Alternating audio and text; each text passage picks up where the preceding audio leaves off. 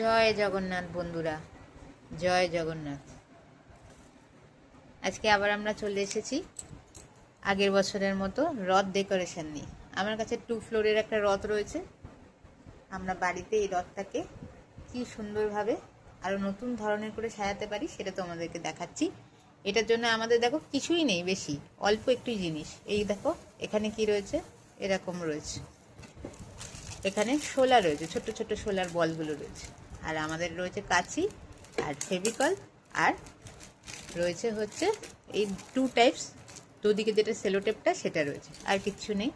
আগের বছর আমরা সুন্দরভাবে সাজিয়েছিলাম, এই বছর আবার সেই সাজানোটাকে খুলে দিয়েছি। পুরনো রথটাকে আবার নতুনভাবে কি সুন্দর করে সাজানো যায় সেটাই দেখার বিষয়। আজকে এই রথ, হাতে বেশি সময় নেই, ঝটপট আমরা রথটাকে এবার সারিয়ে ফেলি, তারপর তোমাদেরকে দেখাচ্ছি কিভাবে আমরা সাজাচ্ছি।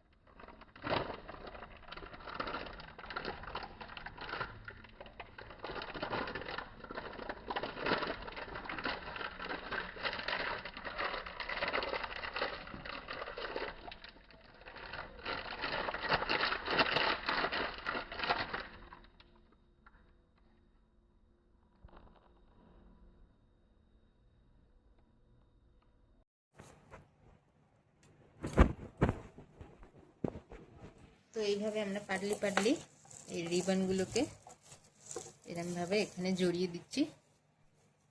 আশা করছি দেখতে ভালোই লাগবে, রথটা একটা নিউ লুক হবে। আবার কিছু কিছু দেখছি ঝরে ঝরে পড়ছে, সেগুলোকে নেওয়া যাবে না, না নিয়ে আবার নতুন করে কেটে এরকমভাবে সুন্দর করে লাগাচ্ছি। এইভাবে পুরো রথটাকেই আমরা ডেকোরেট করব। যত এই সাইডগুলো আছে, যেখানগুলো এরকমভাবে মোড়া যাবে সেগুলো আমরা মুড়ে দেবো। আর কিছু শোলাও লাগাবো আবার একটু বাদে, শোলা লাগালেও ভালো লাগবে দেখতে।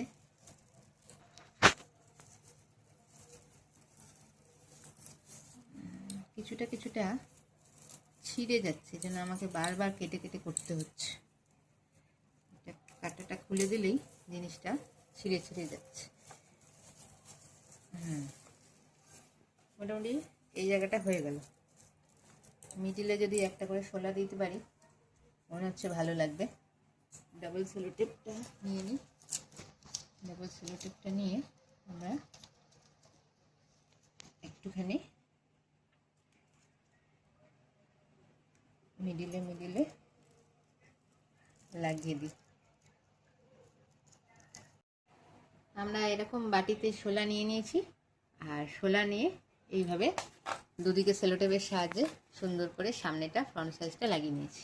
এবার এইগুলো নিচ্ছি, এইগুলো নিয়ে আমরা কেটে কেটে সব জায়গাতে সুন্দরভাবে লাগাবো। দেখি কীরকম লাগে দেখতে।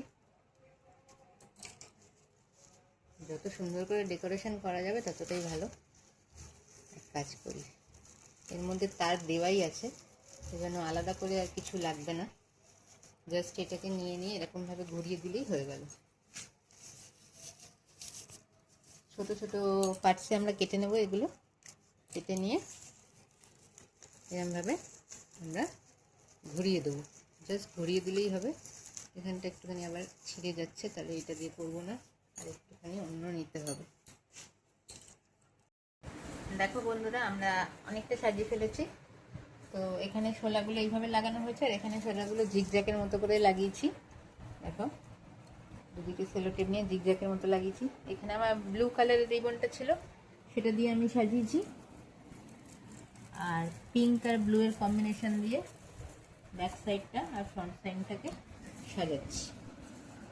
তো অল ওভার এখনই মোটামুটি দেখতে খুবই সুন্দর লাগছে, আর একটুই বাকি। তো এটা সাজানো হয়ে গেলে আশা করছি দারুণ লাগবে। দেখে মনেই হবে না যে এটা পুরোনো রং। এটা মোটামুটি অনেকগুলো বছরই এই রংটা চলছে। 21 থেকে চলছে, বিভিন্নভাবে আমরা প্রতিবার আলাদা আলাদা করে সাজাই। তো রথটা দারুণ লাগছে দেখতে।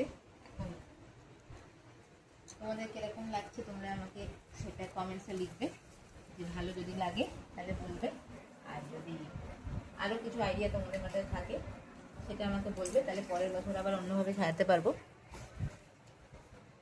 সুন্দরভাবে দেখো এরকমভাবে কেটে কেটে আমরা এখানটা জুড়ে দিচ্ছি। আর এখানে একটা তার মতো থাকে, বাচ্চাদের থেকে সাবধান, পিছনটা একটুখানি ফোল্ড করে দিলে পরে হাতে আর লেগে যাবে না। তুমি দেখো বন্ধুরা রথটা কেমন হয়েছে সাজানো। এ দেখো, শুধু এই কটা মেটেরিয়াল দিয়ে এরকম সুন্দরভাবে রথ সাজিয়ে নেওয়া যায়। ছিমছামের উপরে দেখো বেশ ভালোই লাগছে। এই দেখো